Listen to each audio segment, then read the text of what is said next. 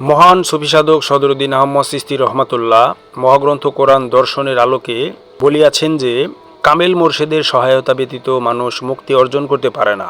এটি একটি আধ্যাত্মিক বা সুফি দর্শনের বক্তব্য।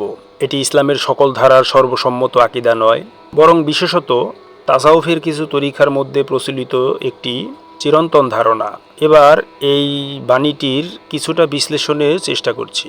সদরুদ্দীন আহমদ চিশতির এই বাণীর প্রথম স্তর আমাদের বলে, মানুষ নিজের অহংকার প্রবৃত্তি, নফস, কামনা বাসনা এবং আত্মপ্রবঞ্চনার মধ্যে এমনভাবে আবদ্ধ থাকে সে নিজের প্রকৃত অবস্থাকে নিজেই দেখতে পারে না। যে ব্যক্তি নিজের রোগী চেনে না সে নিজে নিজে চিকিৎসাও করতে পারে না। সুফি ভাষায় নফস এমন এক আয়না যার ওপর দীর্ঘদিনের মরিচা জমে গেছে, ফলে মানুষ সত্যকে দেখে নিজের ইচ্ছার রঙে। আর এখানে একজন কামেল মোর্শেদ তথা পরিপূর্ণ আধ্যাত্মিক শিক্ষকের প্রয়োজনীয়তার কথা বলা হইয়াছে। তিনি নতুন কোনো সত্য সৃষ্টি করবেন না, বরং মানুষের অন্তরের পর্দা সরাতে সাহায্য করবেন। অর্থাৎ মুক্তি তার কাছ থেকে আসে না, বরং তিনি মুক্তির পথে একজন পথপ্রদর্শক। আর দ্বিতীয় স্তরে এই বাণী মানুষের জ্ঞানের সীমাবদ্ধতার দিকে ইঙ্গিত করে। মানুষ সাধারণত মনে করে বই পড়ে, বক্তৃতা শুনে কিংবা যুক্তি দিয়ে সবকিছু জানা সম্ভব, কিন্তু সুফি দর্শন বলে জ্ঞানের দুটি স্তর আছে, তথা তথ্যভিত্তিক জ্ঞান এবং অন্তর্দৃষ্টির জ্ঞান। প্রথমটি বই থেকে অর্জিত হতে পারে, কিন্তু দ্বিতীয়টি অর্জিত হয় আত্মশুদ্ধি, সাধনা এবং অভিজ্ঞতার মাধ্যমে। যেমন হাজার বই পড়ে মধুর স্বাদ জানা যায় না, এক ফোঁটা মধু জিহবায় দিলেই প্রকৃত স্বাদ বোঝা যায়, তেমনি কামেল মোর্শেদ সেই অভিজ্ঞতার দিকেই মানুষকে পরিচালিত করেন। আরও গভীরে গেলে দেখা যায় এই বাণীটির আসল লক্ষ্য মোর্শেদের মহিমা প্রচার করা নয়, বরং অহংকার ভাঙা। মানুষ যখন মনে করে আমিই যথেষ্ট, তখন তার আত্মিক উন্নতি থেমে যায়। একজন সত্যিকারের আধ্যাত্মিক শিক্ষক প্রথমেই শিষ্যের অহংকারকে ভেঙে দেন, কারণ যতক্ষণ আমিত্ব প্রবল থাকে ততক্ষণ তিনি অর্থাৎ আল্লাহর উপস্থিতি হৃদয়ে পূর্ণভাবে অনুভব করা সম্ভব নয়। আর রুমি রহমাতুল্লাহ বারবার বলেছেন, খালি পাত্রেই পানি ভরা যায়, অহংকারে পূর্ণ হৃদয়ে ঈশ্বরীয় আলো প্রবেশ করতে পারে না। তবে এই বক্তব্যের একটি সূক্ষ্ম দিকও রয়েছে। যদি কেউ এই বাণীর অর্থ এমনভাবে নেয় যে মুর্শিদই মুক্তি দেন, তাহলে সেটা ইসলামের তথাকথিত শিক্ষার সঙ্গে সামঞ্জস্যপূর্ণ নয়, যদিও এটা সুফিবাদের আলোকে মহাসত্য। আসলে ইসলাম আমাদের শিক্ষা দেয় হিদায়েত এবং মুক্তির মালিক একমাত্র আল্লাহ। কোনো মানুষ নিজ ক্ষমতায় কাউকে মুক্তি দিতে পারে না। একজন সৎ শিক্ষক, আলেম বা মুর্শিদ মানুষকে পথ দেখাতে পারেন, কিন্তু মুক্তি দান করেন আল্লাহ। কিন্তু এখানে ওসিলা থাকেন কামেল মুর্শিদ। সুফি ভাষায় কামেল মুর্শিদকে অনেক সময় আয়না বলা হয়। আয়না নিজের কোনো সৌন্দর্য সৃষ্টি করে না, বরং সামনে যা আছে সেটাই স্পষ্ট করে দেখায়। তেমনি একজন প্রকৃত মোর্শেদও শিষ্যকে নিজের ভেতরের দুর্বলতা, অহংকার, রিয়া, হিংসা, লোভ এবং কামনার প্রকৃত রূপ দেখাইয়া দেন। এই আত্মপরিচয়ই মুক্তির প্রথম ধাপ। আবার অপরদিকে মনস্তাত্ত্বিক দৃষ্টিতেও এই বাণীর গভীরতা রয়েছে।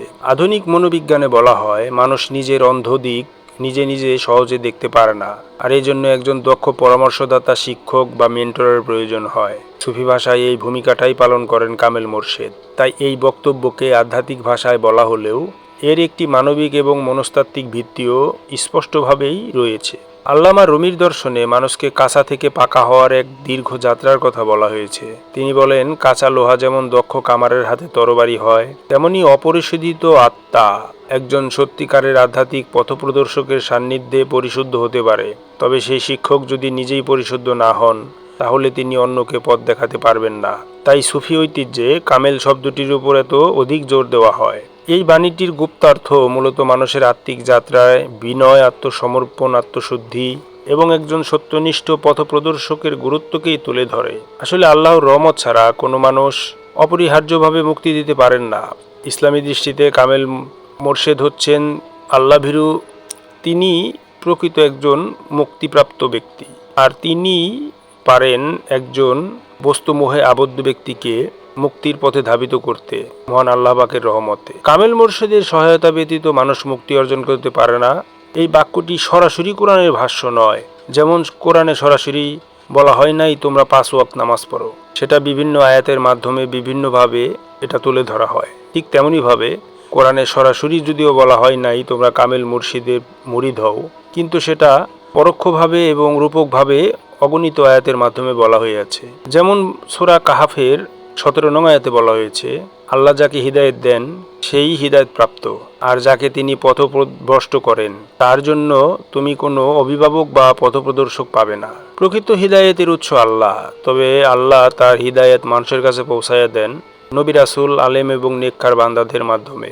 আর এই অর্থে একজন সত্যিকার আধ্যাত্মিক শিক্ষক তথা একজন কামেল মোরশেদ আল্লাহর হিদায়েতের একটি মাধ্যম। কোরআনে আরও এসেছে, হে ঈমানদারগণ, তোমরা আল্লাহকে ভয় করো এবং সত্যবাদীদের সঙ্গে থাকো। সূরা তাওবা আয়াত 119। সুফি মুফাসসিররা বলেছেন, এই আয়াতে সাদিকিন বা সত্যবাদীদের সঙ্গ গ্রহণের নির্দেশ শুধু বাহ্যিক বন্ধুত্ব নয়, বরং এমন ব্যক্তিদের সান্নিধ্যে থাকা যাদের জীবন আল্লাহর স্মরণে আলোকিত। কারণ মানুষের চরিত্র সংস্পর্শে পরিবর্তিত হয়। একজন কামেল মোরশেদের প্রয়োজনীয়তার পক্ষে এই আয়াতকে সুফি দলিল হিসেবেই উল্লেখ করা হয়। আবার সূরা আল ফাতিহায় আমরা প্রতিদিন দোয়া করি, আমাদেরকে সরল পথ দেখাও। এখানে লক্ষণীয় যে আল্লাহ আমাদেরকে সরাসরি বলেননি তোমরা একা একাই পথ খুঁজে নাও, বরং পুরো কোরআনে দেখা যায় তিনি যুগে যুগে রাসূল পাঠিয়েছেন যারা মানুষকে শিক্ষা দিয়েছেন। আল্লাহ বলেন তিনি নিরক্ষরদের মধ্যে একজন রাসূল পাঠিয়েছেন, যিনি তাদের কাছে তার আয়াত তিলাওয়াত করেন, তাদেরকে পরিশুদ্ধ করেন এবং কিতাব ও হিকমত শিক্ষা দেন। সূরা আল জুমাহ আয়াত 2। এখানে তাদেরকে পরিশুদ্ধ করেন শব্দটি তাসকিয়াতুন নফস বা আত্মশুদ্ধির ভিত্তি।